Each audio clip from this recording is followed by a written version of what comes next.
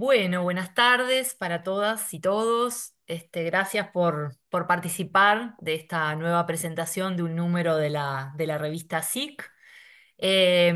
Bueno, en nombre de la comisión directiva de APLU, les doy la bienvenida. Gracias a los colegas que se conectaron. Gracias a las coordinadoras de este número, a Raquel García y a Leticia Hornos, por tomar la posta de este número 37 de la revista SIC dedicado a Kafka. La revista sí que es un proyecto importante que lleva adelante nuestra asociación desde hace ya varios años. Es una revista fundada en el 2011 y bueno, y ha ido el proyecto creciendo en visibilidad, en importancia como revista académica de estudios literarios y de las artes dentro y fuera del país. Se ha ido indexando, registrando en distintos repositorios internacionales, así que estamos muy, muy contentos por eso. Como siempre, agradecerle al comité editor de la revista, al consejo editor, que está siempre al firme en el trabajo, que es siempre muy, muy intenso. Y bueno, y antes de empezar, también agradezco muchísimo a los distintos colaboradores bueno, que se conectaron a esta presentación y que van a formar parte de estos minutos juntos. Em, Nada más, antes de darle la palabra a Raquel y a Leticia, mencionar las convocatorias próximas de la revista. En realidad ya tenemos una convocatoria que está cerrada, está previsto que salga a fin de año, que es una revista sobre inteligencia artificial, justamente, que va a coordinar Álvaro Lema Mosca. Ahí ya tenemos la convocatoria cerrada y todo indica que va viento en popa. Y después sí tenemos una convocatoria abierta que corresponde al primer número del año 2025. Así que me gustaría, antes de que empezáramos efectivamente con la presentación del número 37, darle la palabra a Juan Pablo Chapara, que es uno de los coordinadores de ese próximo número del 2025, para que, bueno, extienda la invitación, y nos cuente de qué va. ¿Estás por ahí, Juan Pablo? No te estoy viendo, Acá pero estoy, ahí va. acá estoy. Bueno, buenas tardes a todos. Espero que anden bien. Es un gusto realmente estar en contacto con ustedes, aunque sea así, ¿no? A la distancia, por la pantalla, verla a Gabriela, vi a Oscar, vi a Álvaro ahí, Lema, que no conocía su, su fisionomía, y vi a Raquel, que va a hablar dentro de un ratito, que nos conocimos en otros carnavales, pero a la distancia también. Y bueno, estoy organizando, gracias a la generosidad de ustedes, sí, que me propusieron eso, el número 39 junto con Julio o Julio Machado, un compañero de la época del doctorado que trabaja en la Universidad de Río, la Fluminense y no la otra, ¿no? La del Estado de Río, Federal Fluminense. Y bueno, esta convocatoria, su título es Literaturas de lengua portuguesa, diálogos, diversidad, convergencias y divergencias. Estoy leyendo acá entonces eso en la página de la revista. Y se reciben colaboraciones hasta el 30 de mayo, ¿verdad? O sea, todavía falta, todavía hay tiempo, ¿sí? Yo se los digo así, para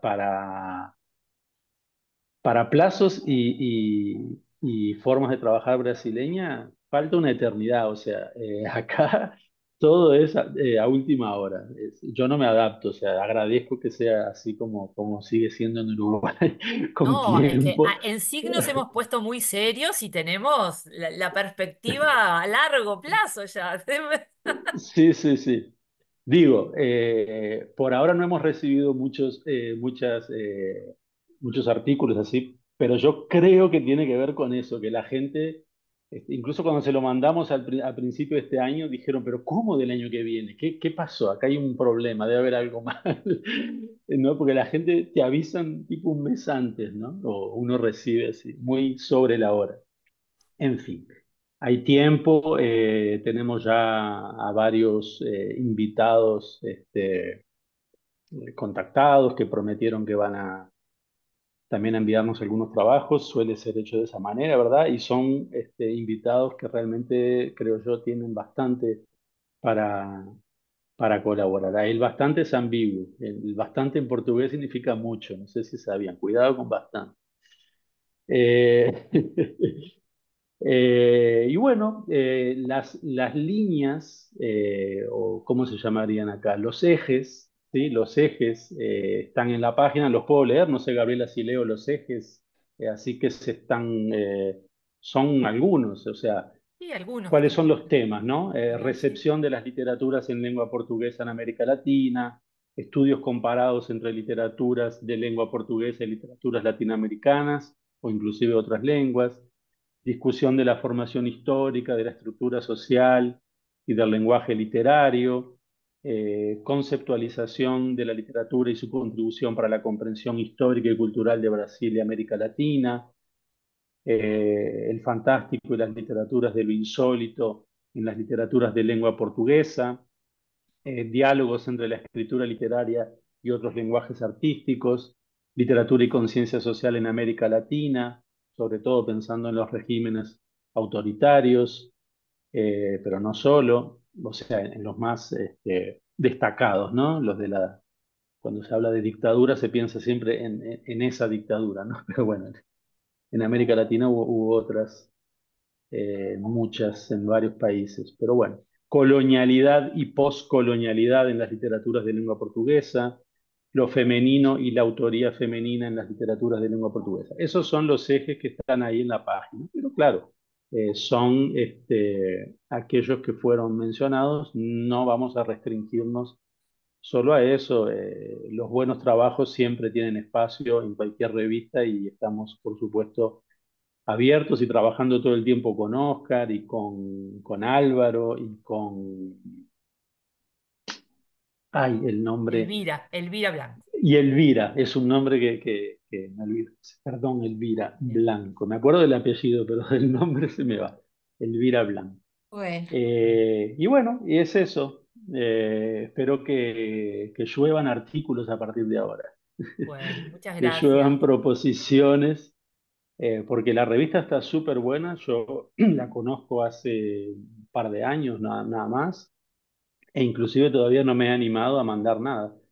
Eh, Voy a mandar algo, no para el número 39 por supuesto, voy a esperar el 40. Bien.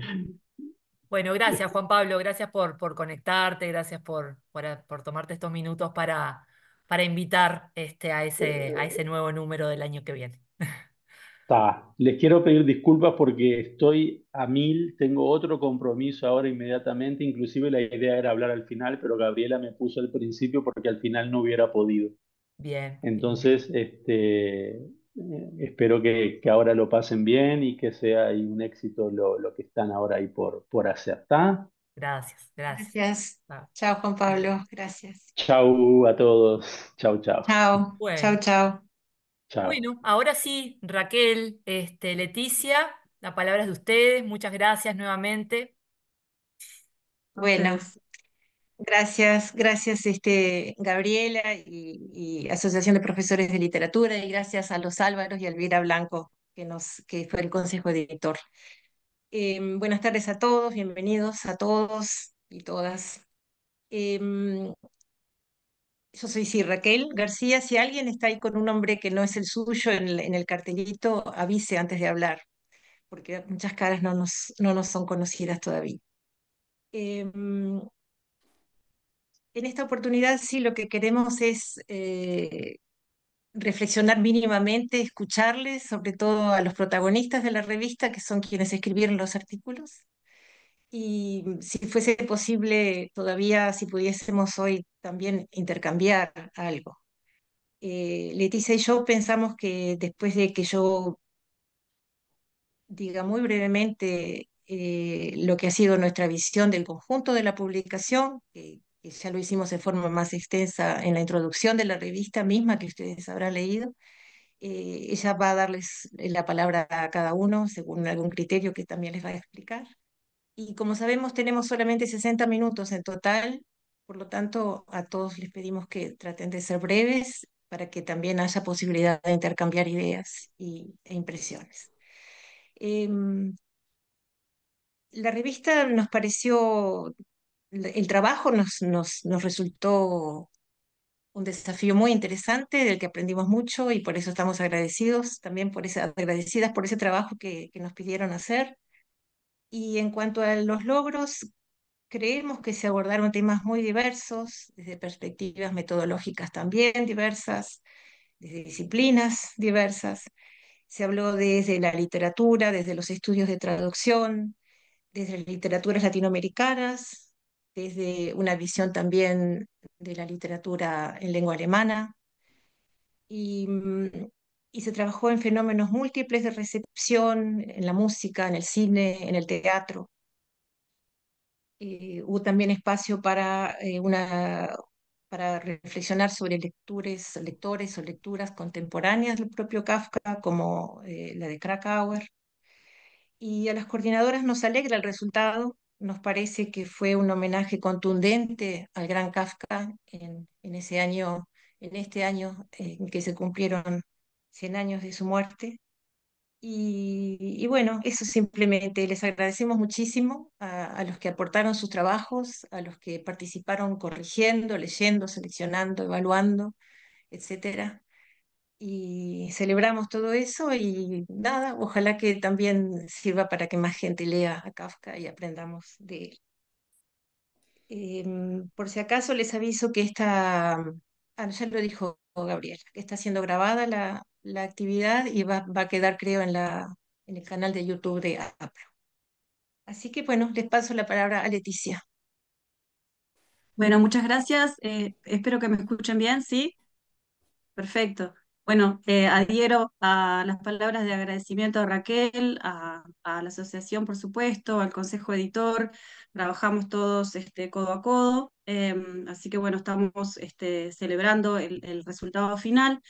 Creo que también agrego nomás que es importante destacar la producción de conocimiento, ¿no? Y estas iniciativas, como por ejemplo el de la revista, tratar de generar un espacio académico, científico, ¿no? Que esté avalado por el, digamos, por el sistema de comunicación científica global. Y creo que es importante destacar el aporte desde nuestras coordenadas de producción de conocimiento, de investigación, nuestras prácticas profesionales y de docencia. Por lo tanto, creo que es como un lugar de enunciación bien interesante y que también importa destacar. Y bueno, sin más, yo creo que ahora le vamos a dar la palabra a los articulistas bueno, que se reportaron antes. Sabíamos que algunos iban a estar, así que muchas gracias por acompañarnos hoy.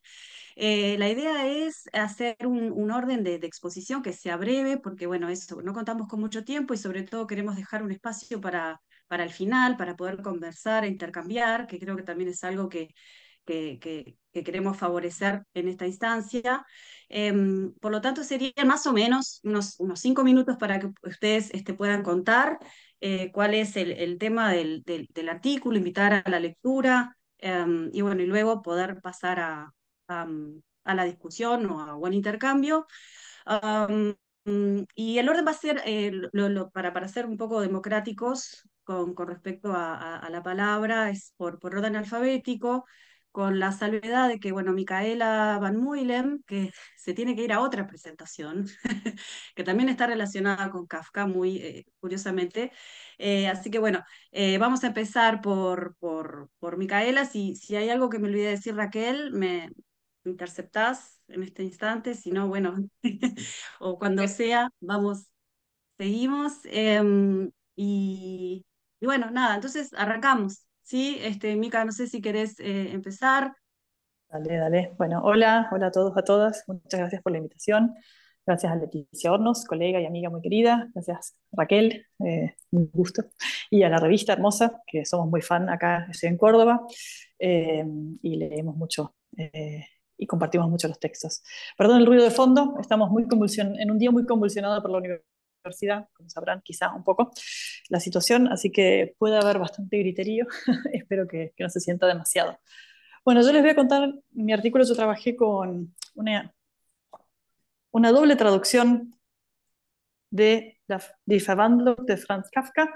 Es un libro, como ven, con dos posibles entradas a este universo, de la editorial y revista Gambito de Papel, que me parece que hace una apuesta muy interesante, que me gustó mucho, y por eso la quería compartir en este número, lleno de un montón de artículos muy lindos que me encantó leer. Y bueno, les voy a comentar brevemente de qué va esto y qué es lo que encontré. Como les mostraba, son dos traducciones de Die Verwandlung. Por un lado tenemos la metamorfosis de, teóricamente, un hombre llamado Gabriel Iturbide, que tradujo un texto en un registro muy culto, de un tono muy intelectual, mucho más elevado que el original incluso, que otras traducciones tradicionales. Ven que la estética de la tapa también acompaña un poco a esto. Y por otro lado, una versión bastante más arrabalera y rioplatense, que también me gusta por muchos guiños que presenta, con localizaciones, un registro muy vulgar, muy bajo, así un Kafka de los bajos fondos. Samsa acá es taxista, por ejemplo, y no viajante, fuma puchos, bueno, hay todo un montón de juegos ahí muy, muy divertidos. Además de esta doble traducción que tiene el libro y la página de la revista, que también expande este universo Kafka, tiene mucho paratexto, incluyen unas biografías de estos dos traductores y textos críticos y anotaciones sobre la traducción de la otra persona que tradujo, que a mí personalmente me gustan casi más que las traducciones. Son muy divertidas de leer, las recomiendo mucho. Eso, online hay mucho material para mirar. Y lo que propone acá Daniel Schechtel en este juego, que es el editor y la persona detrás de todo este hermoso proyecto, es una reflexión sobre la traducción o metamorfosis de un texto, que es una metamorfosis, una traducción. Hay una reflexión sobre las tradiciones de recepción de la obra de Kafka, pero también de todo lo que es la traducción. Por eso me gusta el doble juego, porque yo trabajo con literatura alemana, pero también traduzco, entonces me gusta eso de las dos puntas con las que se trabaja. Expande un poco las posibilidades de lectura, creo, de la obra de Kafka en su totalidad bueno, y también reflexiona mucho sobre la tarea de la traducción, ¿no? Visibiliza mucho este trabajo creativo que es la traducción literaria, ¿no? Expande, digo, porque permite ver un Kafka mucho más amplio que esa construcción que durante mucho tiempo recibimos, que es la que se encargó de transmitir Max Brod, su amigo. Una cosa que rescatan mucho los textos es el humor, muchas veces un poco olvidado y relegado de Kafka. Por lo cual, bueno, me parece como muy interesante el experimento. Genera a veces un poco de irritación por parte de quienes lo leen, porque claro, no es lo que esperamos de Kafka, y creo que ese juego, esa apuesta es como lo más hermoso de este doble juego que proponen desde la revista. Bueno, en el artículo están los links, así pueden curiosear e ingresar. Y bueno, esto es el pequeño resumen. Me tengo que ir eso un poquito más temprano que el resto, quizá porque voy a ir a presentar un libro que tradujimos con Leticia, que son cuentos de Franz Kafka con ilustraciones. Por eso tengo, por primera vez, por orden alfabético, estoy primera, como se imagina, nunca me pasa. Pero bueno, agradezco poder estar y estoy muy contenta de por lo menos poder compartir la primera parte. Muchas gracias. Gracias, felicitaciones por el libro. Gracias. Bueno, muchas gracias, gracias Micaela. Es interesante, también en la revista tenemos otra colaboración desde los estudios de traducción, que es el de Andrea Pagni, que iba a intentar conectarse hoy, pero como estaba en Alemania, seguramente no pueda, pero bueno, también es interesante el diálogo que se da ahí entre dos enfoques que también son diferentes desde los propios estudios de traducción, ¿no? Lo cual da cuenta de la diversidad y de la variedad de abordajes que es posible hacer también desde el punto de vista de la traducción y lo que eso puede aportar también para la enseñanza de Kafka, ¿no? O sea, la enseñanza de la obra Kafka en las aulas creo que también es algo para pensar y reflexionar un poco sobre esta mediación. Bueno, entonces ahora sí, si me rijo por el alfabeto, le tocaría a Juan Carlos Alvarado. ¿Estoy bien? Eh, Así que bueno, tenés la palabra, Juan Carlos, un gusto.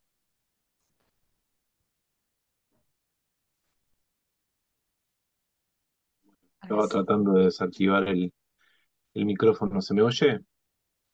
Sí. Ok.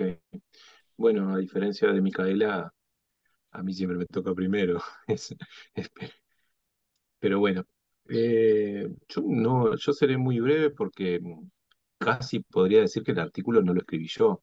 Entonces, creo que en mi trabajo hablan los autores uruguayos.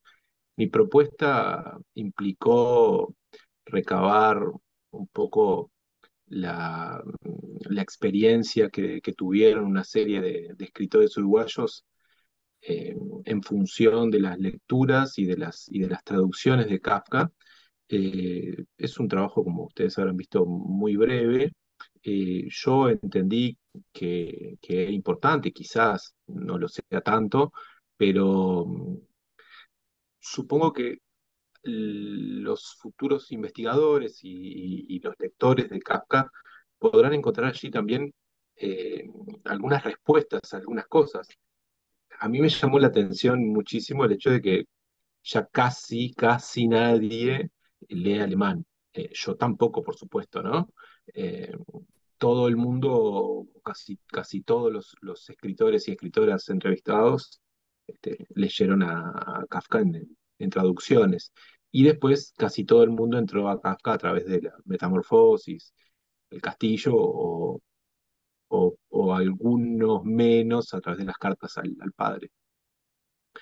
Pero sinceramente no tengo mucho más que decir que lo que ya está propuesto en mi brevísima introducción y en lo que dicen los autores. Creo que a pesar de que yo invité a mis entrevistados y a los que les agradezco mucho, ninguno de ellos está aquí, pero creo que se hace necesario ese agradecimiento para con ellos porque colaboraron eh, de forma muy rápida, la mayoría, si no todos, y, y- y aportaron su granito de arena para esto. Así que también gracias a ustedes, a los que trabajaron en esta revista, y felicito la iniciativa de la propuesta con este hombre que es tan importante para todo el mundo en su literatura. Así que muchas gracias. Bueno, muchas gracias, Juan Carlos. Dejo comentarios y preguntas que seguramente ya estén surgiendo para el final, así podemos pasar a Oscar, que no sé si sos Brando, Oscar, o sea que sos B larga, no Eh, sé si tenés ganas de decir no, algo o no. está Ah, Leticia, estamos. Sí. creo que le corresponde a Ana María, Ana Ay, María es Alonso, verdad, tenés razón, bien, gracias, gracias. que Ana está en María Alonso, España, es que está en cierto. España y trasnochando Sí, además por es tarde, es nosotros. tarde.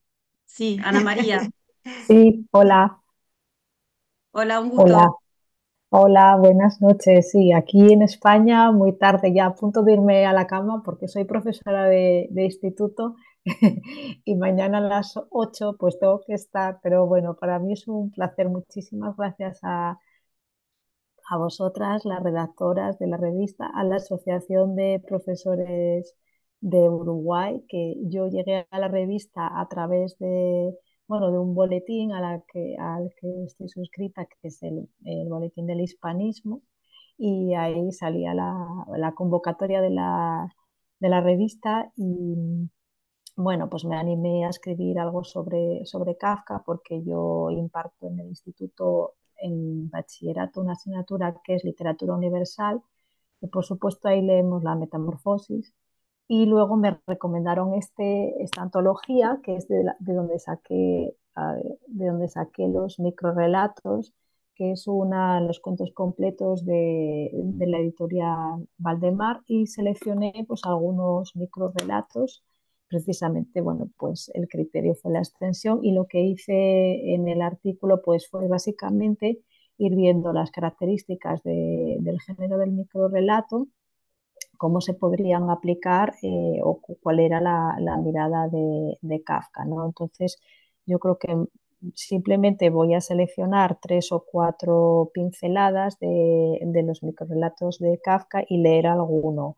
Por ejemplo, pues este que responde muy bien a lo que es el microrelato, la hibridación, la intertextualidad. Bueno, pues el final sorprendente que dice: mi abuelo solía decir, la vida es absolutamente corta.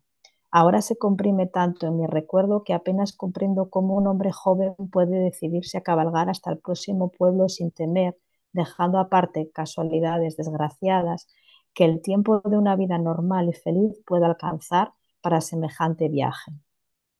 Bueno, pues ese es uno de los tantos microrelatos seleccionados. Luego también otros relacionándolos un poco con lo que es otros géneros como la poesía, como la fábula. Hay textos maravillosos en esa antología.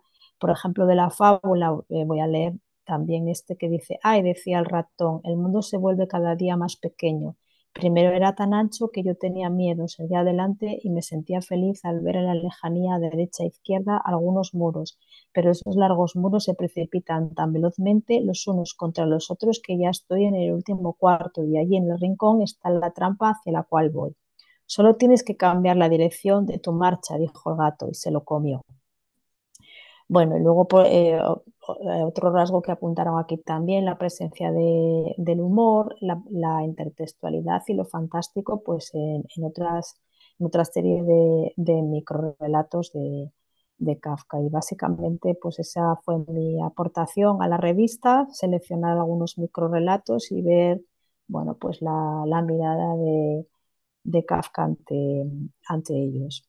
Así que por mi parte, nada más. Igual me desconecto un poco antes porque de que acabe la hora, pero es un gusto haber colaborado en la revista y espero seguir haciéndolo. Y gracias de nuevo.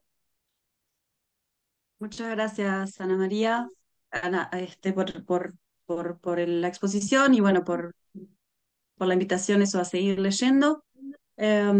Seguimos con las presentaciones. Ahora sí, creo que si no estoy mal, le tocaría a Oscar si quiere decir algo sobre su rescate, que fue obra nuestra, pero en realidad no es nuestro. Leticia, sí, puedo quedar para el final, si sobra ¿Cómo tiempo, no? porque en realidad puedo contar simplemente la anécdota esa que vos estás pensando. Este, y además, como siempre le digo a mis compañeros, como en Locura del Oeste, yo soy un peón en el ajedrez de la vida. Así que quedo para el final, ¿está? Dale, perfecto, Oscar, gracias. Gracias. Entonces, le damos la palabra a Luis Landa, Luis Lant. ¿sí? Ok, que el artículo de Luis se llama, el título es Diálogos con Kafka desde el Perú, dos percepciones sobre el lenguaje y la metamorfosis, ¿verdad? Sí, buenas tardes a Bien. todos. Y quiero agradecer la invitación para escribir en la revista y felicitar, si me permiten humildemente, a Leticia y especialmente a Raquel, con la que me une una amistad de tantos años. Y es un honor para mí haber participado con mi artículo en la revista. Gracias por todo esto. Eh, Además, yo quiero dejar constancia de que hacer estas revistas y propiciar estos espacios de discusión y de reflexión literaria son sumamente importantes en estas épocas y yo estoy muy contento de haber formado parte al menos de un número de la revista. Hay que seguir con estos espacios y hay que seguir apostando por este tipo de publicaciones. Yo felicito a todos los involucrados, a Gabriela y a todos los demás que no conozco, y estoy muy honrado por haber aportado, aunque sea con algo desde mi humilde conocimiento. Bueno, rápidamente voy al encargo que es sintetizar lo que yo escribí para animarlos a leer el artículo. En el Perú hay poca crítica literaria acerca de Kafka, pero sí que hay una influencia, como todos comprenderán, en la producción de ficciones, ¿no? Entonces yo escogí a dos escritores que, digamos, son contemporáneos, uno más conocido que otro probablemente, para mostrar simplemente como un par de ejemplos la influencia de Kafka en sus producciones, ¿no? En un caso me refería al universal Mario Vargas Llosa, que tiene una novela muy conocida que es El Hablador, ¿no? A partir del cual yo traté de explicar la intención de Vargas Llosa de trabajar algunos asuntos del lenguaje, ¿no? Y sobre todo el lenguaje empleado en la literatura. Eh, y el otro escritor que es muy, muy importante, que se llama Jorge Vice, que es un poeta, también hace un énfasis en la influencia digamos, de Kafka y lo transmite a través del lenguaje. Entonces, en el fondo yo quise reunir a estos dos disímiles escritores peruanos para explicar cómo Kafka influye en el lenguaje literario en la producción de estas obras. En el caso de Vargas Llosa, la cuestión es bastante interesante porque en el Perú tenemos una tradición acerca de cómo trabajar un lenguaje más auténtico, más original, cuando lo desarrolla un hablante de una lengua no española y a pesar de ello lo transmitimos en español. Estoy refiriéndome digamos, esta exploración artística que hizo José María Arguedas con la quechuización del castellano, para darle voz en quechua, o mejor dicho, para darle voz en castellano a los hablantes en quechua, desde su perspectiva de quechua hablantes, como si hablaran en quechua, pero explicando en castellano, disculpe el entrevero. Arguedas trabajó muchos asuntos gramaticales. Vargas Llosa, sin llegar a la altura de Arguedas, por cierto, y con todo respeto de Vargas Llosa, también trata de hacer lo mismo, ¿no? Hay un personaje que es en su novela hay un personaje que es una persona occidental, ¿no? Que trata de incorporarse a un mundo indígena, selvático, los machiguengas del Perú, y adopta un poco el discurso de ellos, ¿no? Entonces, por ahí va la exploración de cómo Vargas Llosa trabaja el lenguaje a partir digamos, de este asunto, como lo trabajaba un poco Arguedas. Ahora, ¿cuál es el asunto de Kafka aquí? Que este personaje occidental, ¿no?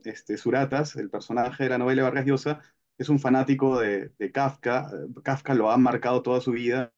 Y entonces en estos relatos que él hace desde la cosmovisión machiguenga indígena, empieza a filtrar, ¿no? Un poco con humor también para los que leemos a Kafka, ¿no? Con algunos datos del universo kafkiano y sobre todo de la metamorfosis. Entonces, cuando un machiguenga como Suratas empieza a contar en su lengua machiguenga, digamos, alguna tradición de los indígenas machiguengas de la selva, empieza a filtrar pues la metamorfosis, empieza a dar algunos datos de Gregorio Samsa, ¿no? Es bastante entretenido eso. Entonces el lenguaje sirve para eso, ¿no? A partir de Kafka, Vargas Llosa desarrolla un trabajo, digamos, literario, ¿no? Con el lenguaje. Y lo último, para cerrar, en el caso de Jorge Vice, ¿no? Jorge Vice hace un poemario extraordinario que recomiendo mucho, que se llama Vigilia de los Sentidos, ¿no? Y rinde homenaje a muchos escritores, a muchas obras, y no solo literarias, sino artísticas, en este libro. Muchos de sus poemas son sonetos, y entre ellos hay uno que se llama Agrete, ¿no? Evidentemente se refiere a la hermana de Gregor Samsa, ¿no? En la Metamorfosis. Entonces, lo que hace Vice es desarrollar un discurso como si el personaje Gregorio Samsa le hablara a su hermana, ¿no? Después de todos los conflictos y de toda la reflexión que hay, pero Jorge Vice hace una literación bastante interesante, ¿no? El sonido S, sibilante, para tratar de percibir un poco esto que dice el narrador de la metamorfosis, que es la nueva voz de Samsa ya convertido en esta alimaña, ¿no? No sé si tenga todavía tiempo, pero me encantaría solo leerles el soneto para cerrar mi intervención. El soneto dice así: Agrete. Du musst bloß den Gedanken loszuwerden suchen, das es Gregor ist, ¿no? Esto lo ha sacado como un epígrafe de la Metamorfosis. Y el soneto dice así: suspiros, sanies, saguanza y saliva, saborrosa y un siseo sinuoso, que sale de mi sámago y es sonso, socolor, sucia, saguaraña cíclica.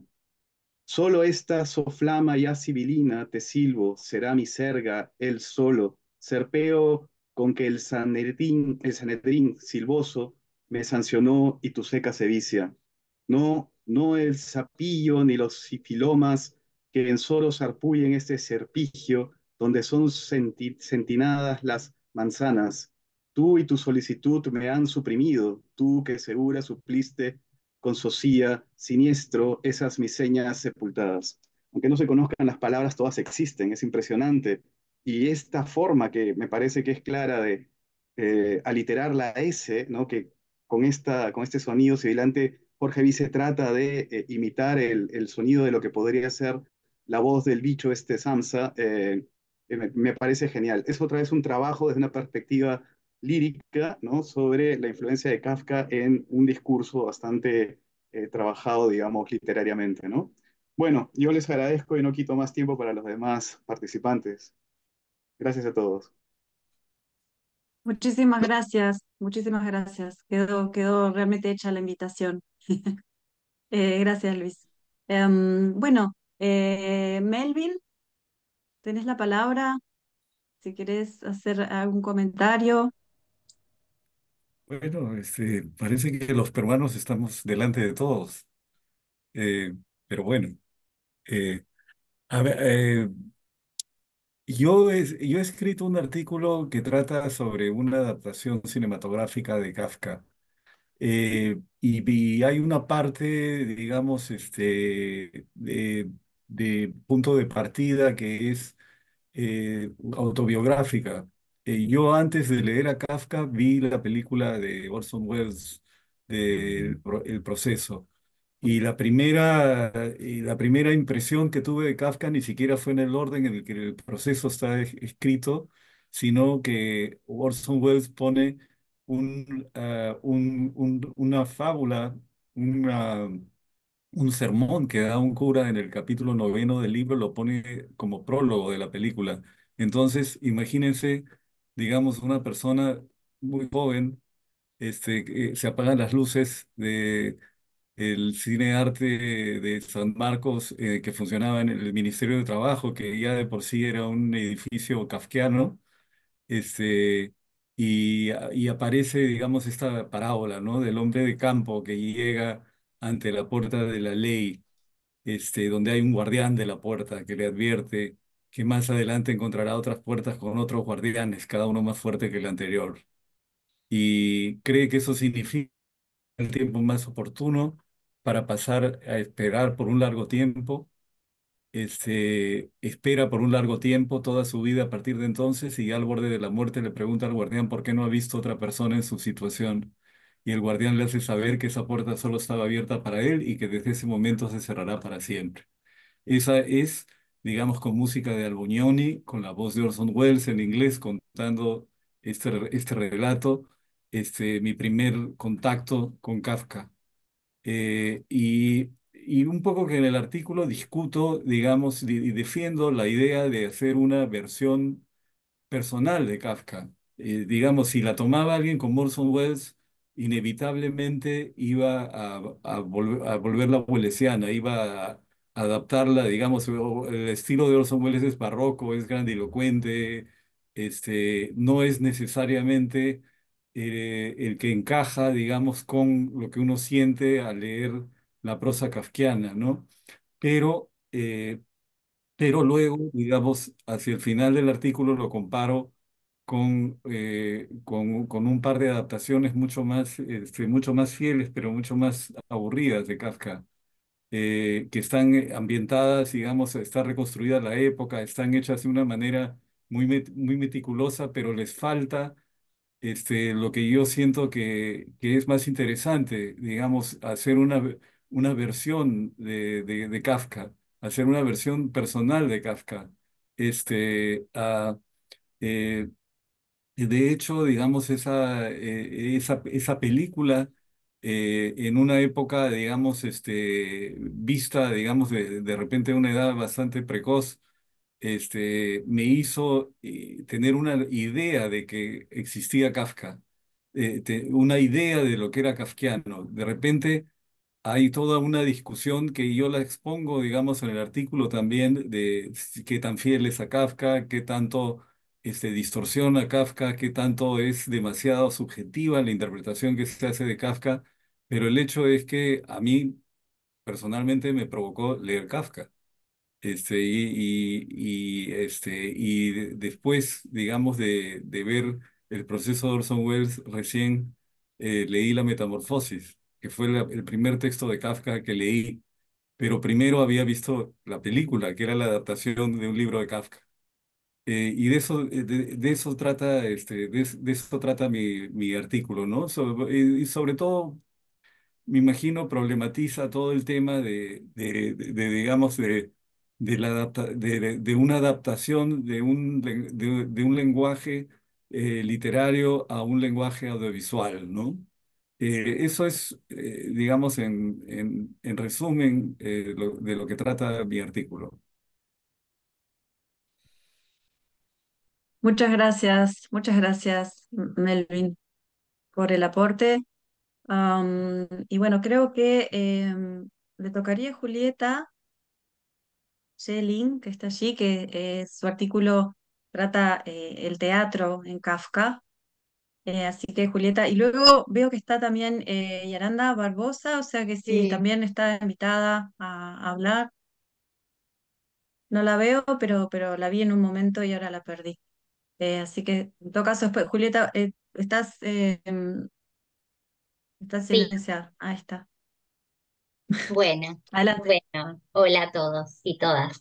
Bueno, gracias por la invitación a comentar el trabajo y también muchas gracias, como decía un compañero, en mi caso a Leticia, que fue la que me escribió, me contactó y me invitó a escribir. Y sobre todo muchas gracias porque fue una invitación muy generosa, me dio mucha libertad. Yo le puse un montón de peros porque en ese momento estaba con muchas cosas, pero ella con paciencia y me dijo, sí, escribí, bueno. Y fue como una invitación a jugar un poco, así que fue muy lindo para mí. Mi trabajo es sobre Kafka y el teatro, que era un tema que hace tiempo que tenía en mente y cuando Leticia me escribió pensé, bueno, es una oportunidad para hacerlo. Por dos motivos lo tenía como pendiente. Uno, porque son, digamos, dos cosas que me gustan muchísimo, que me apasionan, Kafka y también el teatro, ¿no? Y veía que ahí había una zona de confluencia muy, muy potente. Y por otro lado, porque yo ya había trabajado sobre aspectos performáticos en la obra de Kafka, en relación con la animalidad, que era mi tema de investigación y el tema por el cual llegué a la obra de Kafka, aunque no soy germanista ni mucho menos. Pero bueno, me había interesado la recepción de Kafka en Hispanoamérica en relación con el tema de las historias de animales, ¿no? Y entonces este tema de la performatividad me hacía pensar que tenía que ser significativa la relación de Kafka con el teatro y que ahí tenía que haber un núcleo muy interesante. Que bueno, lo que hice fue releer los diarios, donde yo recordaba que Kafka le daba mucha importancia al teatro, a su experiencia del teatro. Pero bueno, de todas maneras no había medido lo crucial que había sido para Kafka eh, su experiencia como espectador teatral, ¿no?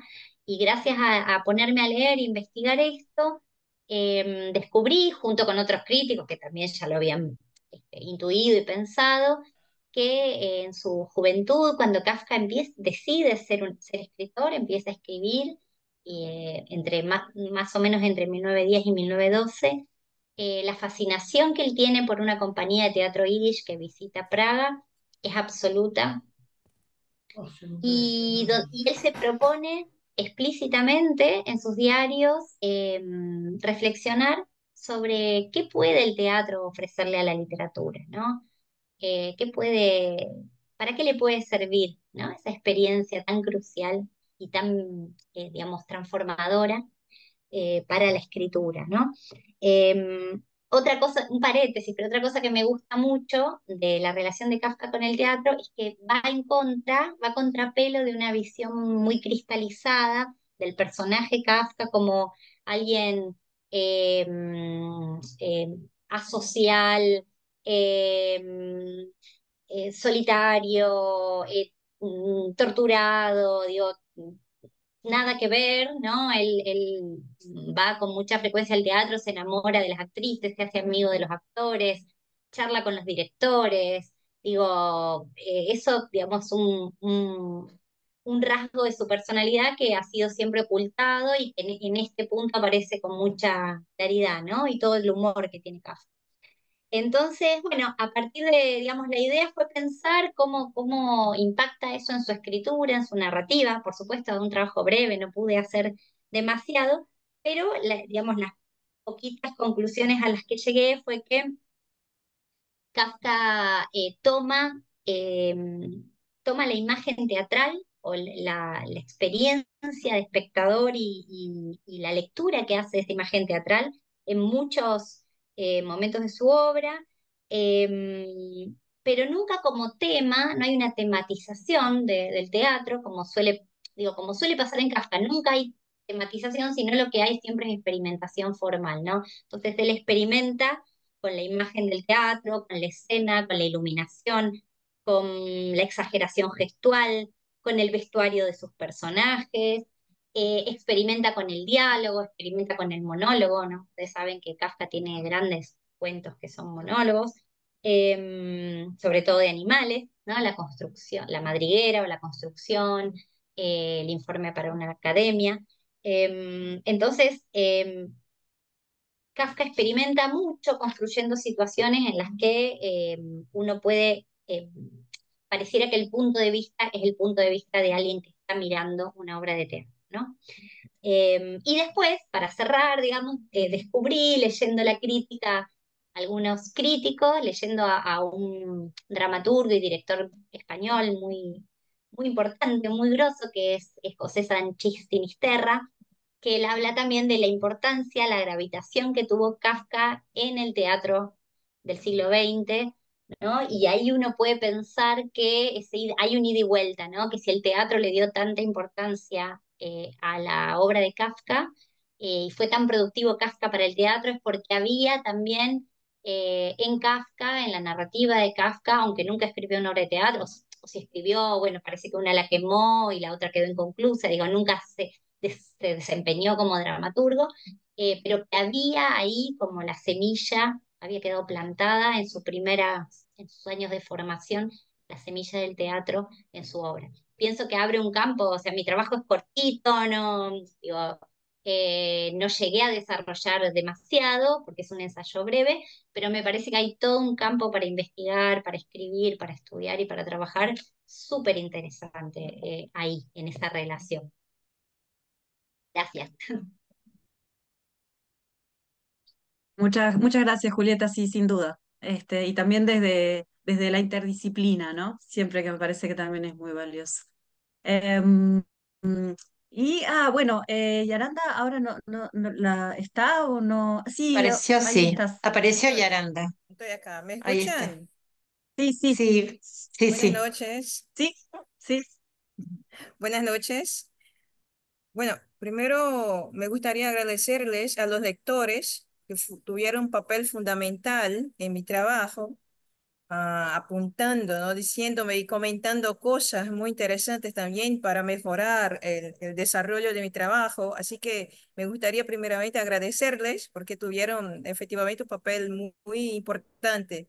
Y claro, por la revista también, que yo tengo mucho cariño por esta revista, por SIC, y por aceptar mi trabajo que parte de un análisis comparativo entre la metamorfosis de Kafka y O Boi da Cara Preta, que es de un escritor brasileño que se llama Carlos Carvalho, de sur de país, que es donde un hombre que se llama Matador, que trabajó durante años en un matadero, ¿no? Matando bueyes, se despierta una cierta mañana y decide que no va a trabajar, nunca más. Y dice que trabajó tanto y que tiene tanta sangre en las manos que es como si la sangre hubiera transformándose en un tatuaje en sus manos, que por más que lave las manos, ni todo el jabón del mundo y todo el agua del mundo le va a quitar la sangre. Y con el paso del tiempo, durante el desayuno y durante el almuerzo, empieza a charlar con su esposa y cuando cuenta la decisión, ella se espanta, ¿no? Dice, ¿cómo? ¿Y cómo vamos a mantenernos acá en la casa? Porque era la única renta de la casa. Y dijo, bueno, poco me importa que el niño salga a trabajar en mi lugar. Y a lo largo del día, él va transformándose en un buey primeramente por el modo de actuar, ¿no? Para de hablar, por ejemplo, y empieza a comer como si fuera un buey y empieza a hacer unos ruidos como si fuera este animal, y el tiempo pasa hasta que él se acuesta en la hamaca, y para de hablar con la familia, y mientras tanto el hijo de esta pareja empieza a trabajar en su lugar matando los bueyes de una manera tan precisa que pasa a ocupar efectivamente el lugar del padre y ganarse también un poco más de tanto talento que tiene para matar. Y un poco más adelante, este hombre se transforma totalmente en un buey y es llevado al mismo matadero donde trabajó a lo largo de 30 años. Y es su hijo que está esperándole con un cuchillo para cortarle la garganta, ¿no? Y ahí ya transformado en un buey. Y quien se le lleva al matadero es su esposa. Y con el dinero de la venta del buey, ella se compra una nevera, una heladera, un poco de azúcar, ¿no? Que es para dominar, para cuando llegara la vez del hijo, porque ahí hay esta idea de ciclo, ¿no? Que el hijo va efectivamente a transformarse, no sé, a lo largo de 20 años, 30 años trabajando allí en un buey y ella estaría allí ya preparada para venderle también al matador. Y esto me pareció muy interesante porque es un cuento muy cortito, así como una página y media, y que fue escrito en la década de los 70 y que hay también, claro, una crítica a esta idea del capitalismo, pero diferente de Gregor Samsa, que se angustia, ¿no? Hay una angustia muy grande de que yo necesito salir para trabajar. Él decide que no va a trabajar, que no quiere. Es como si él tuviera una actitud diferente en relación a, yo digo no a esta explotación capitalista y a esta explotación del trabajo que efectivamente transforma este hombre en un animal o este hombre una cosa. Así que yo percibo, claro, que hay diálogos entre ellos, pero yo creo que la gran diferencia sería esta, ¿no? Que él se rehúsa y dice, no, a partir de este momento yo no voy a trabajar.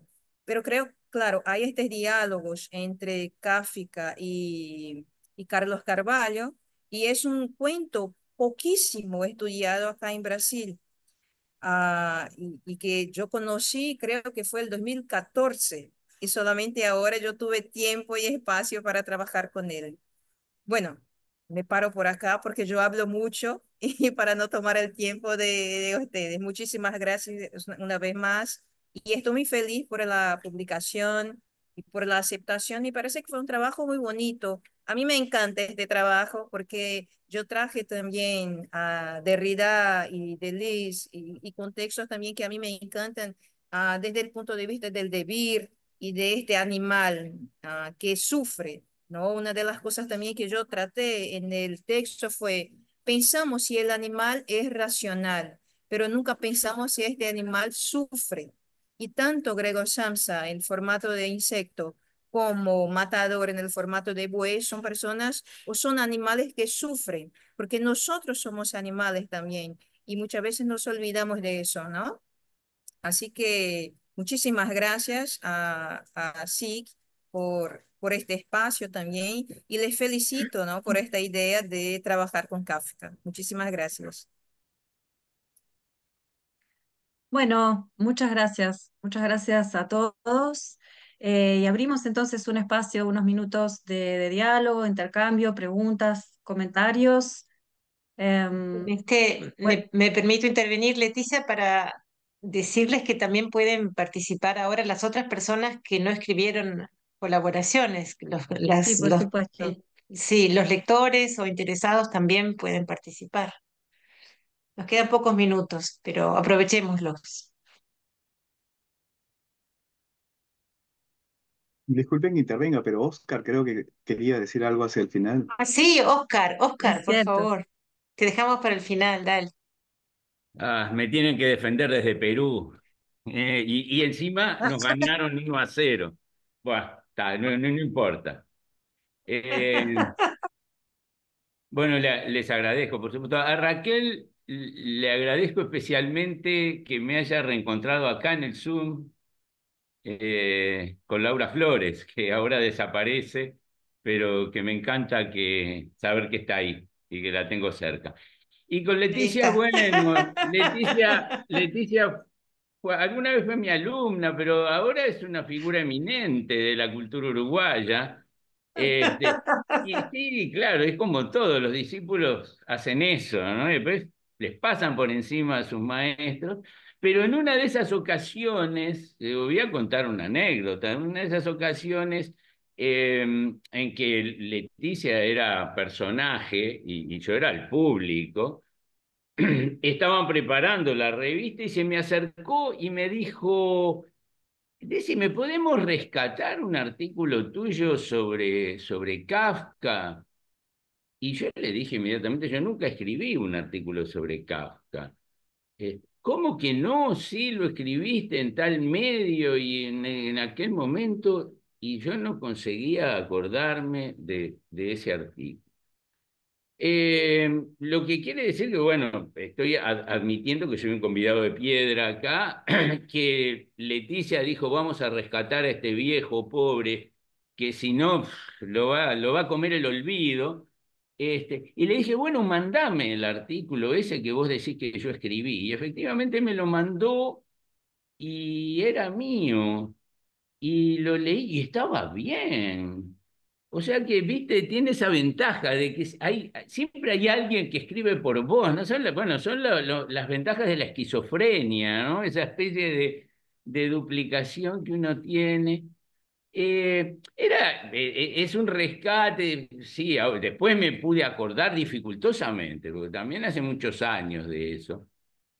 Y sobre todo mi convicción de que yo para nada soy un especialista en Kafka, soy un lector de Kafka, estoy rodeado por Kafka porque, yo qué sé, tengo algunos amigos muy kafkianos, Alicia Migdal, Juan Carlos Mondragón, que insólitamente son extraordinarios creadores que no escriben como Kafka y son admiradores fervorosos de Kafka. Bueno, estaba aquello de la traducción de Borges de la Metamorfosis analizada por Juan Flo, que yo tantas veces recurrí, y después, bueno, los escritores que yo leí que estaban en el aura de Kafka, obviamente Mario Lebrero, y hay un trabajo allí sobre el punto, y bueno, mi amigo Carlos Liscano, que en algún momento sospechó que era Kafka y dibujaba como Kafka y a veces escribía o revisaba el diario de Kafka para escribir su propio diario.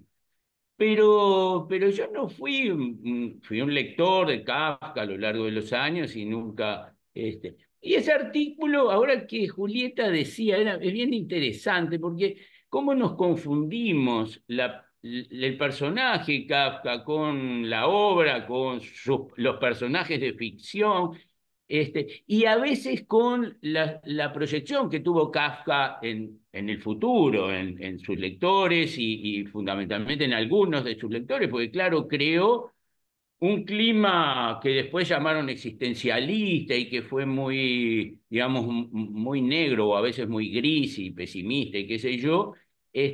Y bueno, y a veces se lo atribuimos al propio Kafka y puede ser que Kafka mereciera alguno de esos. Justamente uno de los libros biográficos que yo leía trataba de la última relación de Kafka con Dora, de la última relación amorosa que es la que tiene con Dora, y para nada lo describía como un tipo agobiado ni sumido digo, en dudas como todos, pero al contrario, cuando Dora lo conoce, dice que conoce a un muchacho, y ese es el otro problema. También tenemos dificultades para imaginarnos a Kafka, porque Kafka está bien la palabra metamorfósico, se transforma. Las fotos de Kafka son una transformación. Y entonces nos cuesta pensar, y cuando Dora lo ve piensa que es un muchacho, no es tan muchacho, es un cuarentón. Y bueno, que es un muchacho alegre, que está ahí colaborando en una actividad colectiva. Entonces, lo que vino después y la lectura de Kafka y todo el clima existencial que en los 50 pareció recuperarlo, y bueno, y algunas historias lúgubres que se sucedieron después de la muerte de Kafka y que se atribuyeron, yo qué sé, ciertas veleidades adivinatorias, cuando Kafka no tenía la bola de cristal y no adivinaba el futuro, simplemente recreaba las condiciones de una sociedad europea en los años 10 y los años 20, y las imponía en su obra. Pero bueno, nada, esa fue mi intervención rara, y nada, esa reflexión. Dejaría una pregunta por si hay que dejar alguna pregunta. Me parece que mi artículo, ahora ya como lo leí me lo olvidé, empieza con una duda, con la duda de Edmund Wilson, y la duda de Edmund Wilson sobre la calidad de Kafka. A mí se me contagia y a veces me pregunto, ¿cuál es la virtud de Kafka? ¿Por qué Kafka es tan importante y a veces tan difícil de definir su importancia? ¿Dónde está el misterio Kafka? Claro, para mí, bueno, había una anécdota, el tipo le dijo a su amigo Max Brod eso, quemá todos los manuscritos y eso nos daba para reflexionar esto y lo otro, la carta al padre, que también, pero esa duda que Edmund Wilson tenía sobre la calidad de la obra de Kafka, yo la volvería a poner encima de una mesa, nada más.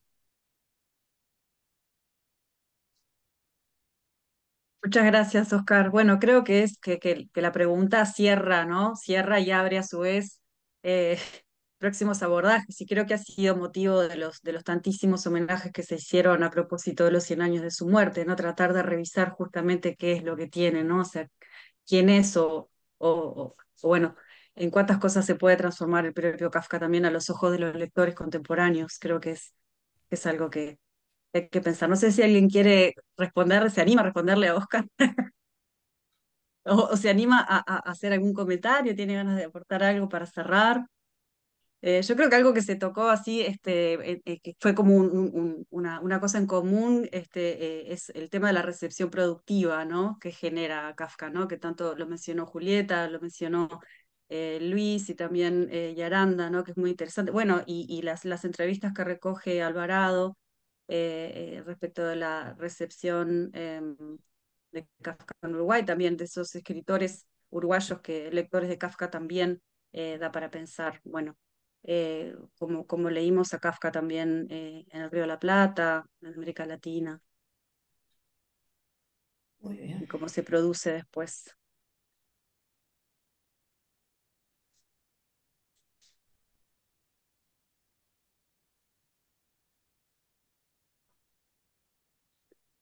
Hola, buenas noches a todos. Argentina, Yo ¿qué tal? por supuesto que es una pregunta que queda operando, ¿no? Pero me parece que justamente esta influencia de Kafka, esta capacidad de seguir provocando literatura, es,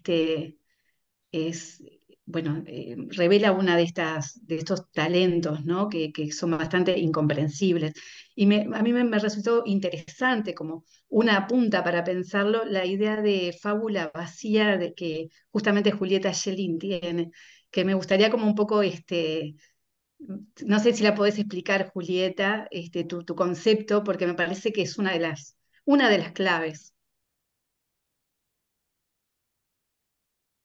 Bueno, no sé si así muy rápido, pero no, en realidad lo que decíamos, ¿no? Es como, hace poquito estuve con Quilina, estuve dando un curso en Montevideo y charlábamos sobre cómo la recepción de Kafka, generalizando mucho, a grandes rasgos, se podía dividir como en dos grandes grupos. Por un lado, la que marcó la lectura de Max Brod, de su amigo, que con las mejores intenciones, pero lo dejó a Kafka muy pegado a eso, una lectura en clave biográfica, que necesitaba de un personaje determinado, ¿no? Para poder funcionar, y que después fue retomada por muchos críticos, ¿no? Incluso por escritores que hicieron una recepción productiva, ¿no? De esa obra. Pero por otro lado, está la recepción que hace Walter Benjamin, y que va a tener una deriva también más formalista en la crítica francesa, en la figura de Marc Robert, y que también va a gravitar sobre la lectura que va a hacer Borges, ¿no? Y ahí lo que leen ellos es que en Kafka hay como si se conservara la forma del relato, de la parábola, ¿no? Religiosa, ¿no? Eso es lo que dice Benjamin. Kafka conserva la forma de una parábola, promete una revelación, pero nunca la da, ¿no? Solamente conserva la forma, ¿no?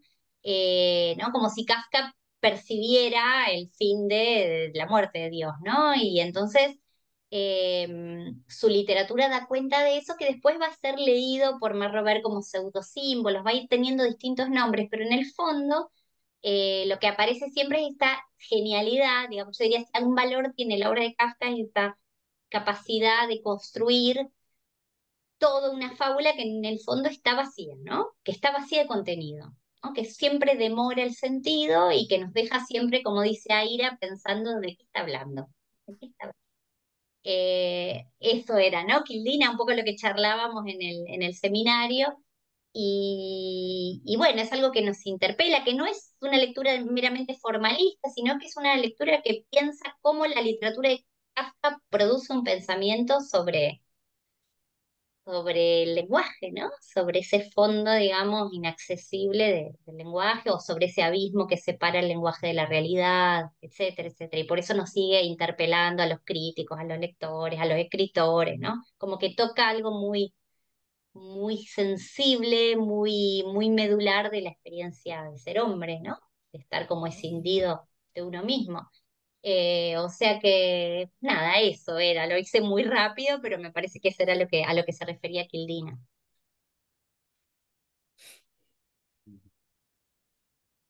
Si me dejás agregar una cosa, yo estaba pensando desde hace rato dónde había leído la idea de la parábola sin doctrina. Este, no me acordaba que venía de Benjamin, puede ser, me parece que la repite algún crítico argentino, este, tal vez no de la estatura de Benjamin, pero claro, la idea de una parábola sin doctrina es muy moderna, por decir una vulgaridad.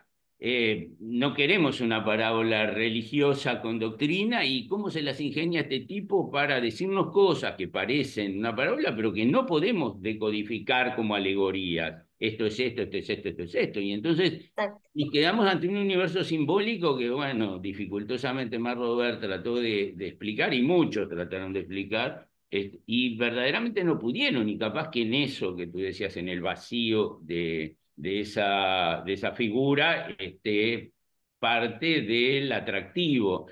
Yo no me animo a decir del valor, pero sí del atractivo de la literatura de Kafka. Tal cual, sí, sí.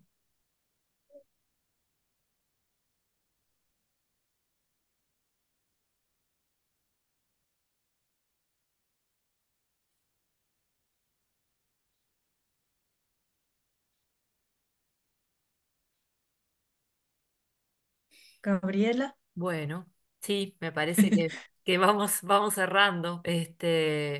Bueno, muchísimas gracias. La verdad que ha sido una hermosa presentación. Muy, muy lindo esto de escuchar a un grupo de los colaboradores, de ver también cómo dialogan las lecturas entre sí. Me quedé pensando en algo que dijo Leticia al principio, ¿no? Esto de la importancia también de Kafka en la enseñanza de la literatura. Y bueno, y me alegra pensar bueno, que este número de SIC permite también en esa dirección retomar los textos que todos conocemos desde otras lecturas, desde otros abordajes, los textos que damos de Kafka en las aulas, ¿verdad?